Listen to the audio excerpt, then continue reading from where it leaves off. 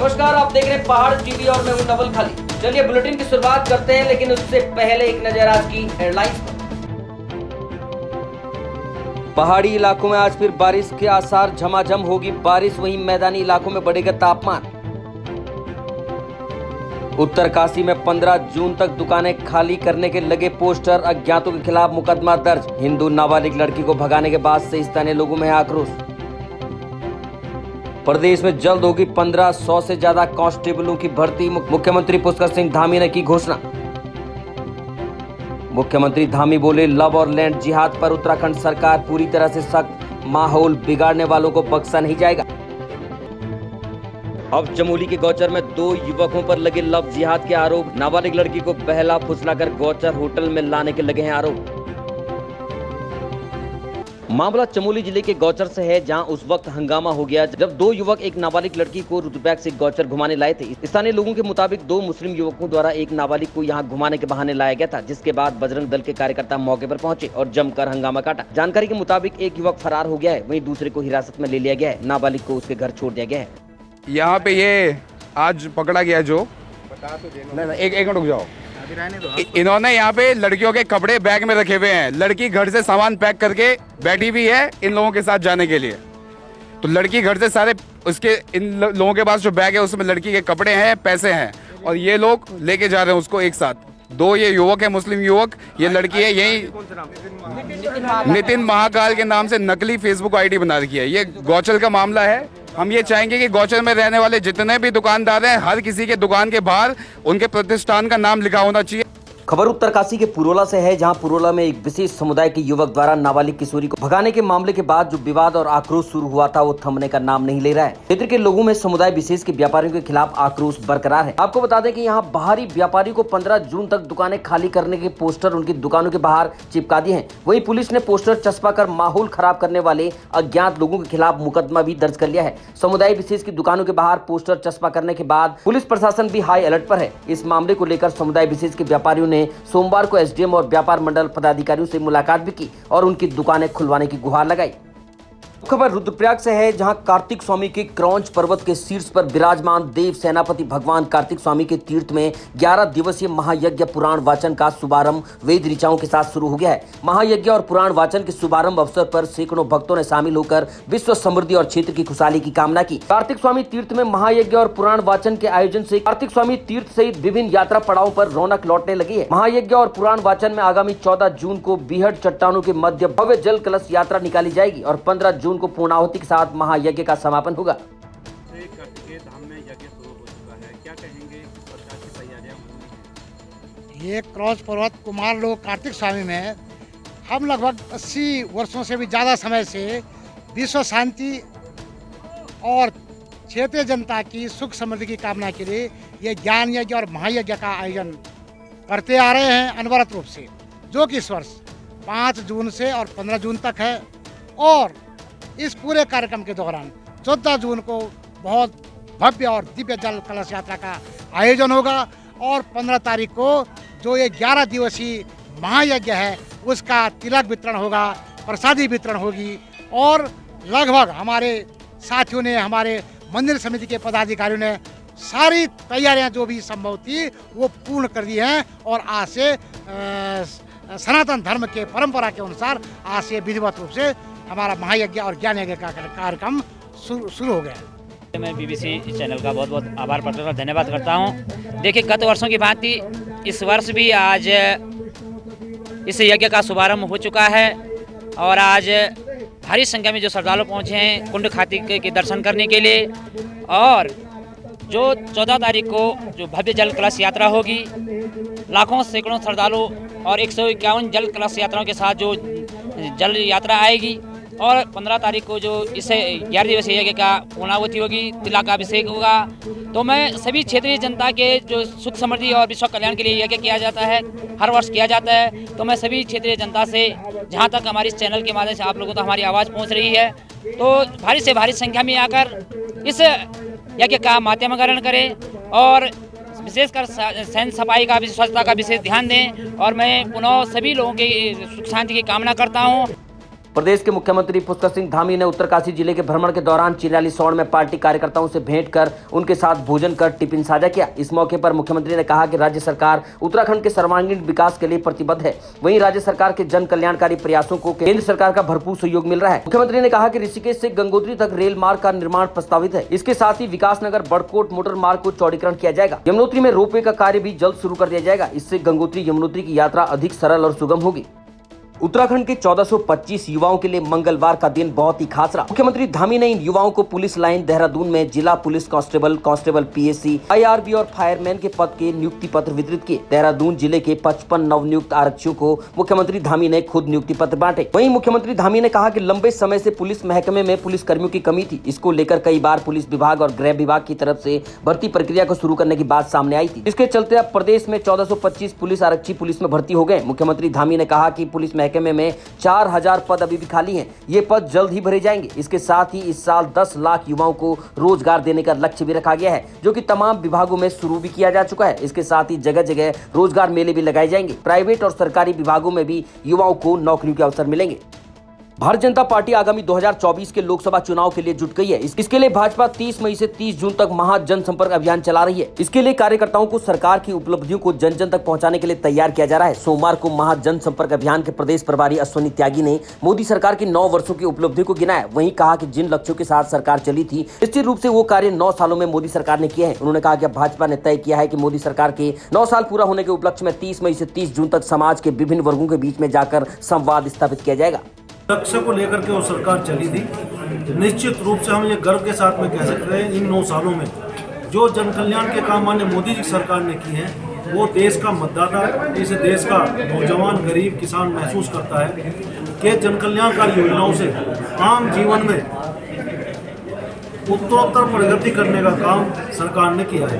Bharatiya Janata party ने तय किया है कि मोदी जी के नेतृत्व वाली चलने वाली सरकार के 9 वर्ष पूरे होने के उपलक्ष्य में एक बड़े स्तर पर 30 मई से लेकर के 30 जून तक समाज के विभिन्न वर्गों के बीच में जाना, उनसे संवाद स्थापित करना और भारत सरकार ने जो जन कल्याण के काम किए हैं उनके बारे में उनका फीडबैक लेना, उनके अनुभव साझा करना और उनसे आशीर्वाद प्राप्त करना कि माननीय मोदी जी ऐसे ही सशक्त और मजबूती के साथ में जनता की सेवा कर पाएं। इस आशीर्वाद मांगने के लिए जनसंपर्क अभियान में भारतीय जनता पार्टी कार्यकर्ता। अब खबर लक्सर से है, जहां पूर्व विधायक कुंवर प्रणव सिंह चैंपियन को बेलगाम घोड़ा बताते हुए महिलाओं ने बीजेपी पार्टी से कुंवर प्रणव चैंपियन को निष्कासित करने की आवाज उठाई है। आपको बता दें कि कुंवर प्रणव चैंपियन ने खानपुर के मौजूदा विधायक उमेश कुमार और उनकी मां को अभद्र शब्द कहे थे। कई गुज्जर नेताओं के विरोध के बाद अब लक्सर क्षेत्र की महिलाओं ने कुंवर प्रणव के खिलाफ मोर्चा खोल दिया है। महिलाओं ने कहा कि एक तरफ तो मातृशक्ति को भारतीय जनता पार्टी सम्मानित करने का ढोंग रच रही है, वहीं दूसरी तरफ पूर्व विधायक उनके संगठन की छवि को धूमिल कर सोशल मीडिया के जरिए खुलेआम मातृशक्ति को गाली देने में मशगूल है। उन्होंने कुंवर प्रणव को पार्टी से बाहर करने की मांग उठाई है। ये कहना चाहेंगे, हम भी किसी की माता बहन है और जो पूर्व विधायक जी ने गाली दी है माता के बारे में, हम मातृशक्ति हैं, हमें ये अच्छा नहीं लगा और हम रिक्वेस्ट करते हैं बीजेपी नेता से, जो मतलब बीजेपी नेताओं में माता की जो वो नहीं हो रही है, मान सम्मान नहीं हो रहा है, तो उसमें ऐसे नेता का क्या फायदा है। देखिए, जो मातृशक्ति की रक्षा नहीं कर सकता है, मैं तो उसको नहीं मानती हूँ कि वो किसी की रक्षा कर सकता है। माता बहनें सबकी होती हैं, उनकी भी हैं। तो जी ऐसे विधायक को बीजेपी इसमें रहने का अधिकार नहीं है, जो किसी मातृशक्ति की मतलब मान सम्मान ना कर सके। तो मेरा अनुरोध है कि मतलब ऐसे नेताओं को ना रखा जाए। ठीक है जी। पहले तो मैं बहुत बहुत धन्यवाद देना चाहती हूँ आप सब पत्रकार भाइयों का, कि जो हम बोलना चाहते थे वो सारी चीज़ें हमारी आगे लाने के लिए आपने सहयोग किया। और फिर मैं ये बोलना चाहूँगी कि एक तरफ तो बोलते हैं कि मातृशक्ति बहुत उच्च दर्जा दिया गया मातृशक्ति को, दूसरी तरफ उसी मातृशक्ति को गाली दी जा रही है और खुलेआम दी जा रही है। तो इस पर भी कोई रोक होनी चाहिए। और मुझे आज इस चीज़ की बड़ी शर्मिंदगी महसूस हो रही है कि मैंने बीजेपी को वोट किया और बीजेपी का ही एक कार्यकर्ता जो एक सम्मानित पद पर भी बैठा हुआ रहा है, आज तक बैठाया है जनता ने, वो एक दिन कभी कुत्ता बोलता है जनता को और फिर मातृशक्ति के लिए गाली देता है, किसी की माँ को गाली देता है। उसने आज एक माँ को गाली नहीं दी, उसने आज सब महिलाओं को, सारी मातृशक्ति को गाली दी। ये बहुत शर्मनाक घटना है जिसकी हम घोर निंदा करते हैं। और इसके मुंह पर लगाम लगाना चाहिए सरकार को। ये तो बहुत गलत बात है और क्या कर सकते हैं बताओ। मतलब अगर इस तरीके से खुलेआम कोई करेगा, और फिर काम ये भी है कि अगर कोई उसमें बोलता है, आवाज़ उठाता है, फिर वो उनका इस तरीके से विरोध करता है, कभी उनके पुतले फुकवा दिए, कभी कुछ करवा दिया। इससे बेहतर जिंदा जला दो ना उन महिलाओं को ही। वो नहीं रहने की ना समाज में जो आवाज़ उठाने वाली है, जो गंदगी को बर्दाश्त नहीं कर सकती। उसकी अपनी पत्नी भी माँ है अपने बच्चों की, वो भी किसी माँ से पैदा हुआ है, तो माँ के बारे में क्यों ऐसे शब्द बोले गए। चलिए, ये पहली बात तो आप सबका धन्यवाद, आप लोग हमारे साथ आए आज। और चैंपियन जी, ये माँ शब्द पर टिप्पणी जो करते हैं गलत है। किसी की माँ को गाली देना अच्छी बात नहीं है, क्योंकि उनकी खुद की पत्नी भी एक माँ है और हम भी किसी की माँ है। यहाँ समाज में कहीं ना कहीं हर एक महिला माँ है, और हम उसी माँ को गाली दें, गलत टिप्पणी करें, अलग गलत बात है ये। क्योंकि उसी माँ की कोख से हमने जन्म लिया, और चैंपियन जी ने भी किसी की माँ की कोख से जन्म लिया है। उनसे मांग करेंगे इस बेलगाम घोड़े को इसे रोक कर रखें, इसे आगे न चलने दें। ये गलत है, ये नहीं चलना चाहिए, क्योंकि सभी को गाली दे रहा है वो, ये गलत है। हम नहीं चाहते कि ये बीजेपी का जो पदाधिकारी है सभी को गाली दे रहा है। अब खबर मसूरी से है, जहां पूर्व मुख्यमंत्री और महाराष्ट्र के पूर्व गवर्नर भगत सिंह कोश्यारी का मसूरी पहुंचने पर भाजपा कार्यकर्ताओं ने गांधी चौक पर भव्य स्वागत किया। इस दौरान भाजपा कार्यकर्ताओं ने भगत सिंह कोश्यारी के जिंदाबाद के नारे लगाए। भगत सिंह कोश्यारी ने कहा कि वो राजनीति में लंबे समय से उत्तराखंड बनाने के पीछे मकसद था कि उत्तराखंड को आत्मनिर्भर उत्तराखंड बनाया जाए, वहीं स्वरोजगार से भी लोग जुड़े। उन्होंने कहा कि पहले वो कुमाऊं दौरे पर थे और अब गढ़वाल के दौरे पर हैं। इससे वो उत्तरकाशी जा रहे हैं, जहाँ पर स्वरोजगार से जुड़ने के लिए लोगों को लगातार वो प्रोत्साहित करेंगे। मैंने ये प्रयास किया है कि लंबे जीवन तक राजनीतिक जीवन में रहा हूँ। उत्तराखंड हमने बनाया है इसलिए कि एक आत्मनिर्भर उत्तराखंड हो, यहाँ स्वरोजगार लोग करें। अब मुझे बहुत अच्छा लगा, पिछले 7-8 साल में यहाँ हमारे नवयुवक पौधे लगा रहे हैं, उद्यान लगा रहे हैं, होम स्टे कर रहे हैं। मैं कुमाऊं में बहुत जगह गया हूँ, फिशरीज में बहुत अच्छा काम कर रहे हैं। तो मैं आज यहाँ जैसे पहले कुमाऊं घूमा, अब इधर आपके उत्तरकाशी के क्षेत्र में जा रहा हूँ, और वहाँ जा कर के स्वयं प्रत्यक्ष देख करके, और मैं जब देखता हूँ फिर शेष नवानों से बात करता हूँ, तो बम्बई से भी लोग कहते हैं हम भी वापस आएंगे। तो जो रिवर्स माइग्रेशन मेरे प्राइम मिनिस्टर चाहते हैं, और मैं भी चाहता हूँ और आप भी चाहेंगे, तो लोग यहाँ आए, यहाँ बसें, और इतनी संभावना यहाँ पर है कि लोग 1.5 साल में सेब पैदा हो जा रहा है। तो ऐसे कीवी है, अनेक चीज़ें हैं। मुझे लगता है कि मैं प्रत्यक्ष जब वहाँ जाऊँगा, उनको देखूँगा, तो स्वाभाविक है कि दूसरे लोग भी उसकी नकल करेंगे। मैं अल्मोड़ा गया था, बहुत सारे लोगों ने जब मेरी यात्रा के बाद मैंने उनके सामने बात रखी, तो बहुत सारे लोगों ने काम शुरू कर दिया है। और यहाँ भी मुझे लगता है कि आप लोग थोड़ा सा अपने मीडिया के माध्यम से उत्तराखंड के प्रति, भारत के प्रति संवेदना दिखाएंगे, तो इसका प्रचार होगा, तो सभी लोग जो आत्मनिर्भरता की ओर जाएंगे। अब खबर सितारगंज से है, जहां उत्तराखंड कांग्रेस पार्टी के प्रदेश अध्यक्ष करण महारा सितारगंज पहुंचे। वहीं कांग्रेस कार्यकर्ताओं ने प्रदेश अध्यक्ष करण महारा का फूल मालाओं के साथ जोरदार स्वागत किया। करण महारा ने सभी पार्टी कार्यकर्ताओं के साथ बैठक कर आगामी चुनाव के मद्देनजर चर्चा की। भाजपा सरकार पर बोलते हुए उन्होंने कहा कि उत्तराखंड की भाजपा सरकार गरीबियों को अतिक्रमण के नाम पर उजाड़ने का काम कर रही है और खनन माफियाओं को बढ़ावा दे रही है। उन्होंने कहा कि G20 सम्मेलन में मेहमानों को उत्तराखंड के उन सभी 5 गाँव में क्यों नहीं ले जाया गया जिन गाँव को सांसदों द्वारा गोद लिया गया था। इससे ये पता चलता कि सांसदों द्वारा गोद लिए गए गाँव में कितना काम हुआ है। के वर्कर को जागृत करना, उसको अवेयर करना। हम इनको एम्यूनेशन दे रहे हैं और पूरी ताकत से मेहनत करा रहे हैं। और मुझे पूरा भरोसा है कि सितारगंज जी ने हम उत्तराखंड में इतिहास बदलने का काम करेंगे। क्योंकि भाई हमने प्रदर्शन किया था, हम विपक्ष है और हमारा काम लड़ने का, हम लड़ रहे हैं। अभी 7 तारीख को हम किच्छा में एक बड़ा प्रोग्राम दे रहे हैं, जिसमें हमारे को किसान साथी भी हमारा समर्थन करेंगे। इस सरकार ने गरीब का शोषण कर दिया है। ऐसा लगता है गन्ना पिरोने की मशीन लग गई है इस देश में, इस राज्य में। गरीब का खून पसीना निचोड़ के रख दिया इस सरकार ने। आपने G20 का क्वेश्चन बहुत अच्छा किया। गाँव को सजाया जा रहा है, एक गाँव को, और उनमें रंग रोगन करके G20 की टीम को ले जाया जा रहा। जो सांसदों ने एक एक गांव गोद लिए थे मोदी के कहने पे, क्या वो गांव इस लायक नहीं बने कि G20 की टीम को वहां ले जा सके? मैं मुख्यमंत्री और बीजेपी की सरकार से पूछता हूं, उन 5 गांवों का क्या हुआ? उन 5 गांवों में G20 की टीम को क्यों नहीं ले जाया गया? ये मेरा प्रश्न है। और ये ऐसी सरकार इस समय आई है मेरे भाई कि जिन्होंने खनन माफिया को, जो चोर हैं, डकैत हैं, जो रेता बजरी चोरने का काम करते हैं, उन पे लगने वाले अर्थदंड को तो कम कर दिया, 18 का 12 और 12 का 7 रुपये कर दिया। लेकिन जो गरीब अपनी छत के लिए संघर्ष कर रहा है, जिसके पास 40 साल 30 साल से जो बसा है, उसको बेघर करने का काम हो रहा है। क्यों नहीं उनके लिए बसासत के लिए कोई वैकल्पिक व्यवस्था करते? उनको बसाने का काम, बड़ा ढोल पीट रहे थे प्रधानमंत्री आवास योजना का, क्यों नहीं आवास उपलब्ध कराते इन गरीबों को? इनको भूमि उपलब्ध कराएं और इनको आवास उपलब्ध कराएं। इस प्रदेश की केवल 10 से 11% भूमि जो है काश्तकार के पास है, बाकी भूमि वन भूमि है या बेनाब भूमि है। कहाँ जाएंगे लोग, कहाँ बसेंगे?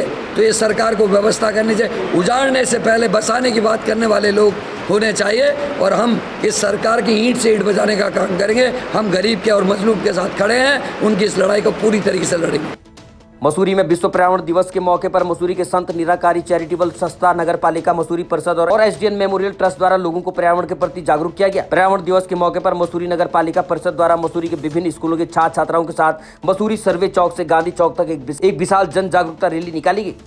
विश्व पर्यावरण दिवस 5 जून को हमारे द्वारा नगर पालिका मसूरी हिलदारी एवं सभासदों के द्वारा और नगर पालिका मसूरी के 9 स्कूलों के द्वारा माध्यम से स्कूल छात्र छात्राओं के साथ से एक विशाल रैली निकाली गई, जिसमें लोगों को विश्व पर्यावरण दिवस पर पर्यावरण को बचाने हेतु जागरूक किया गया है। इसमें प्लास्टिक से होने वाली हानिकारक बातों के बारे में उनको बताया गया है। इस संबंध में हमने एक विशाल रैली और जन जागरूकता अभियान चलाया है। इस समय मन में भी हमारे द्वारा एक नुक्कड़ नाटक का आयोजन किया जा रहा है, जो अभी यहाँ किताबघर पर आयोजित होने वाला है। इसमें पूरा सहयोग अगर हमें पब्लिक का मिले तो हम 100% इसको कर पाएंगे। हमारा माध्यम केवल आईसी एक्टिविटी और जन जागरूकता के हिसाब से लोगों को समझाना है कि प्लास्टिक कितना हानिकारक है। इस हिसाब से हम लोग अपने कार्य में लगे हुए हैं। आगे हम लोगों से उम्मीद करेंगे कि पर्यावरण बचाने के लिए प्लास्टिक को ना करें। बैग हम लोगों को इसलिए बांट रहे हैं कि लोग जागरूक हो कि कपड़े के बैग में ही सब्जी घर के जो सामान है वो लेने आए, प्लास्टिक को ना करें। जहाँ तक बात है 1972 में जो है विश्व पर्यावरण पहला पर्यावरण दिवस मनाया गया था। तब से लेकर आज जो 51 हुए 50 वर्ष पूरे हो गए हैं। जो 51वां जो है पर्यावरण दिवस मनाया जा रहा है, सबसे स्टॉकहोम में मनाया गया था और ऐसे विश्व में प्रत्येक जगह ये पर्यावरण दिवस मनाया जा रहा है। एक दिन से कुछ नहीं होने वाला है। मेरा ट्रस्ट भी पूरा पखवाड़ा 10-10 पेड़ प्रत्येक स्कूल में लगवाना चाह रहा है, प्रत्येक स्कूल में, और यहाँ के जितने भी गाँव है वहाँ पे एक दिन से कुछ नहीं होता है। ये कई दिन के प्रयास होता है और हम सबको मिलके जैसे बिंदु बिंदु से सिंधु बना है, वैसे प्रत्येक दिन हमें एक पेड़ लगाना चाहिए और साथ में उसका संरक्षण करना बहुत जरूरी है। जो कि हर एक सभी से बात कर रहे हैं, दुकानदार हो, साहित्यकार हो, सबसे बात कर रहे हैं कि कैसे मसूरी में प्रत्येक पेड़ लगाए, एक हरियाली फैलाएं। अब खबर उधम सिंह नगर के सितारगंज से है, जहां 8 माह से आशा कार्यकर्ताओं को मानदेय नहीं मिला है, जिसके बाद वो अनिश्चितकालीन हड़ताल पर चली गई हैं। वहीं आशा वर्कर ने सामुदायिक स्वास्थ्य केंद्र के चिकित्सा प्रभारी अभिलाष पांडे को ज्ञापन सौंपा है। ज्ञापन में लिखा है कि बीते अक्टूबर 2022 से आशा कार्यकर्ताओं का मानदेय नहीं दिया जा रहा है, जिससे आशा कार्यकर्ताओं को गुजर बसर करने में काफी परेशानियों का सामना करना पड़ रहा है। आशा वर्करों की कई बार स्वास्थ्य विभाग द्वारा मीटिंग भी कराएगी, लेकिन उसका भुगतान अभी तक नहीं करवाया गया है। वहीं आशा वर्करों ने कहा कि अब जब वो अपनी मांग उठा रही है तो आशा वर्करों को सस्पेंड करने की धमकी दी जा रही है। अब खबर चमोली के थराली से है, जहां अभिनीत बधानी महोत्सव के समापन समारोह में थराली के विधायक भूपाल राम टमटा ने पुरस्कारों का वितरण करते हुए कहा कि पिछले 3 दिनों के अंदर जिस तरह से नए स्थानीय कलाकारों को मंच दिया गया और उन कलाकारों ने बड़े कलाकारों की प्रस्तुति देखी, उससे निश्चित ही उन्हें कुछ सीखने को मिला होगा। उन्होंने आयोजन को सफल बताते हुए निकट भविष्य में इस आयोजन को हर संभव सहयोग का आश्वासन दिया। अभिनीत बधानी महोत्सव का कार्यक्रम समापन की ओर है, समापन हुआ है और क्षेत्रीय विधायक भूपाल राम टमटा जी ने इसका समापन किया है। तमाम ये संदेश के साथ इस क्षेत्र की लोक संस्कृति, इस क्षेत्र की विधाएं, इस क्षेत्र के लोक कलाकार, इस क्षेत्र के तमाम जितने भी इस क्षेत्र में पाए जाने वाले हमारे जड़ी बूटियां, तमाम चमकी फसलें, उनकी एक प्रदर्शनी, उनका एक संरक्षण, उनका एक संदेश आज ये मेला देके जा रहा है। अभिनीत अपने आप में एक विचार है, ये मेला ना होकर एक विचार है, एक चिंतन है और भावी पीढ़ी के लिए एक अपने आप एक संदेश है। और मैं इस मेले के सफल संचालन पर, सफल समापन पर बधानी संस्था को, पूरी टीम को, क्षेत्र की जनता को और इसमें आए हुए मेहमानों को सबका धन्यवाद करते हुए साधुवाद देता हूँ। जो हमारे 2 तारीख से 4 दिवसीय जो मेला महोत्सव यहाँ पर आयोजित हुआ है, निश्चित रूप से हमारी जो बधानी संस्था रही है, उन्होंने बहुत सारे 2002 से और यहाँ तक का 21 सालों का जो अनवरत सफ़र तय किया है, इसके पीछे एक उद्देश्य लेकर के संस्था आगे बढ़ी थी। और मैं समझता हूँ कि इस क्षेत्र के लिए, हम सब के लिए, क्योंकि आज विश्व पर्यावरण दिवस भी है, और जो संदेश और जो हमारी यहाँ की परिस्थिति रही है उत्तराखंड की, विशेष रूप से पर्वतीय क्षेत्रों की, उसको एक उद्देश्य के साथ आगे बधानी संस्था बढ़ कर के चली है।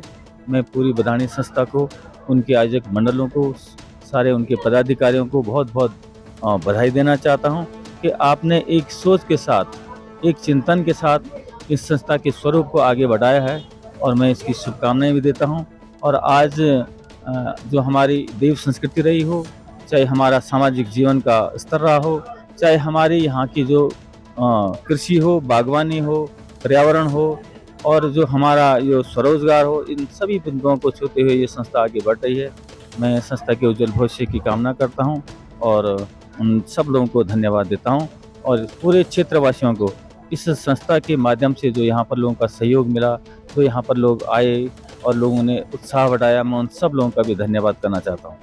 खबर पिथौरागढ़ के मुनस्यारी से है, जहां मुनस्यारी के गांधीनगर के लोगों को एक बार फिर से सड़क न होने का खामियाजा भुगतना पड़ रहा है। मुनस्यारी के गांधीनगर निवासी अनीसा देवी घर से 200 मीटर दूर बेहोशी की हालत में मिली, जिसके बाद परिवार और गांव वासियों ने उन्हें वहां से लाकर डोली के सहारे सड़क तक पहुंचाया गया। रास्ते में कई परेशानियों का सामना करते हुए CPR देकर सड़क तक पहुंचाया गया। सड़क न होने के कारण ग्रामीण रोज आए दिन इस तरह की घटनाओं से जूझने के लिए मजबूर है। चाहे किसी की तबियत खराब हो या गर्भवती महिलाएं, उनको इसी तरह से यहाँ से ले जाया जाता है। आपको जानकर हैरानी होगी कि मुख्यमंत्री पुष्कर सिंह धामी और पूर्व मुख्यमंत्री हरीश रावत द्वारा सड़क की घोषणा की जा चुकी है, बावजूद इसके इस सड़क पर कोई कार्य नहीं हो पा रहा है। प्रधान राजेश रोशन ने कहा कि घोषणाओं पर अब तक कोई अमल नहीं किया गया है। यदि अमल नहीं किया गया तो शीघ्र ही एक बड़ा जन आंदोलन खड़ा किया जाएगा।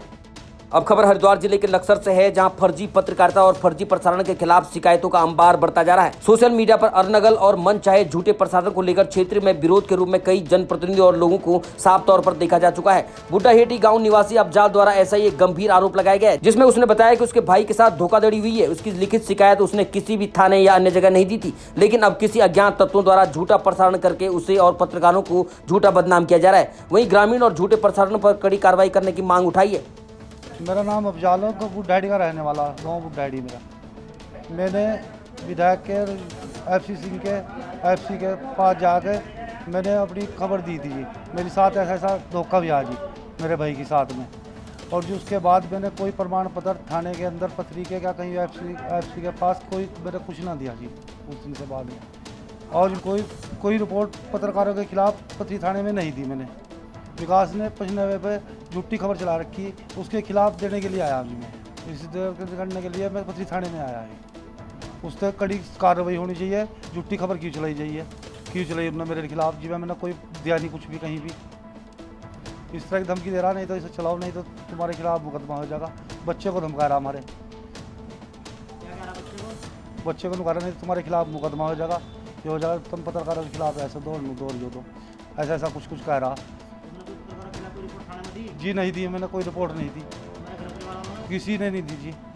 अनपढ़ आदमी हमारे पास लिखनी भी नहीं आती रिपोर्ट, वो दूसरे पे लिखवानी पड़ोगे, लिखवाई हुई बताया था किसको लिखवाई हमने।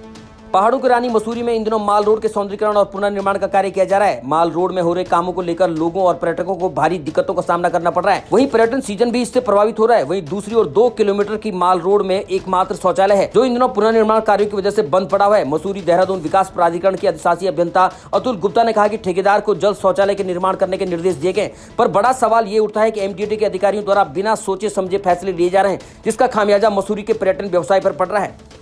ये तो सीजन के टाइम पे तोड़ फोड़ कर दी इन्होंने कहा जल्दी हो जाएगा, 8 दिन में हो जाएगा, 15 दिन में हो जाएगा। अभी तक इसकी सुनवाई नहीं हो रही है। 8 दिन से माल आया पड़ा है, कोई बहुत दिक्कत हो रही है लोगों को। जो टूरिस्ट आ रहे हैं वो तो बहुत परेशान हो रहे हैं। परेशान माल तोड़ने को कहते भैया क्यों हमें ऐसे ही जाने दो, गंदे में के साथ बात में जाना ही है। लेडीज की परेशानी बहुत ज़्यादा परेशानी है सर। माल रोड का ही नहीं है बाथरूम कहीं भी। ये जो साइड वाला बाथरूम है तैयार कर दिया है, इसमें भी दिक्कत ही है बहुत ज़्यादा। उसको रेनोवेट करने का प्रस्ताव MDDA में आया था, उसको रेनोवेट किया जाएगा। यदि टूरिस्ट सीजन में किसी को कोई दिक्कत आ रही है तो उसको ठेकेदार को निर्देशित कर दिया जाएगा कि उसको टूरिस्ट सीजन के बाद किया जाए। तो फिलहाल अभी क्या उस शौचालय को खुलाया जा रहा है सर? उसको चालू हालत में किया जाएगा। कब तक सर? जिससे टूरिस्ट को कोई दिक्कत ना हो। सर सीजन शुरू हो चुका है, लोगों को शॉर्ट जाने में बड़ी दिक्कत अभी इतना काम नहीं हुआ है, उसमें सीट्स वगैरह लगी हुई हैं, सब कुछ अभी उसको तोड़ा नहीं गया है। रेनोवेट करने का प्रस्ताव है, उसको बहुत अच्छा बनाया जाएगा, लेकिन यदि 1 महीना यहाँ पर्यटन सीजन रहता है तो 1 महीने के लिए उसको स्थगित कर दिया जाएगा। ये जून का महीना जी पीक सीजन है और इसमें ऐसी स्थितियाँ तो नहीं आनी चाहिए थी कि प्रशासन को इस और ध्यान देना चाहिए कि भाई एक तो पहले इन्होंने कहा कि इधर टॉयलेट बन रहा है और उधर बना के समझ नहीं आई, या तो उसको पहले तैयार कर लेते, इसको तब तोड़वाते। अब ना वो तैयार हो पाया, इसको तोड़ दिया और इसमें काम में भी बहुत ढिलाई बढ़ते रहे। अपने ऐसे में तो टूरिस्ट को बहुत दिक्कतें हो रही है, क्योंकि पूरे माल रोड में टॉयलेट है नहीं। सही बात है। अब खबर मुख्यमंत्री के गृह क्षेत्र खटीमा से है, जहां एक तरफ पूरे विश्व में पर्यावरण दिवस मनाया जा रहा था, वहीं खटीमा नगर पालिका के कूड़ा डंपिंग जोन में लगभग 96 घंटे से कूड़ा जल रहा था। जले हुए कूड़े से जहरीला धुआं निकल रहा था, जिससे क्षेत्र के आसपास लोगों को काफी दिक्कतों का सामना करना पड़ रहा था। वहीं अधिशासी अधिकारी से जब फोन पर मीडिया कर्मियों ने बातचीत की तो उन्होंने बताया कि आग को बुझा दिया गया है, लेकिन आग उसके बाद भी जलती रही। साथ ही उधम सिंह नगर के पॉल्यूशन कंट्रोल बोर्ड को भी फोटो और वीडियो के माध्यम से सूचना दी गई, लेकिन फिर भी इस पर कोई कार्रवाई नहीं हुई। सभी अधिकारी अपना अपना पल्ला झाड़ते हुए नजर आए।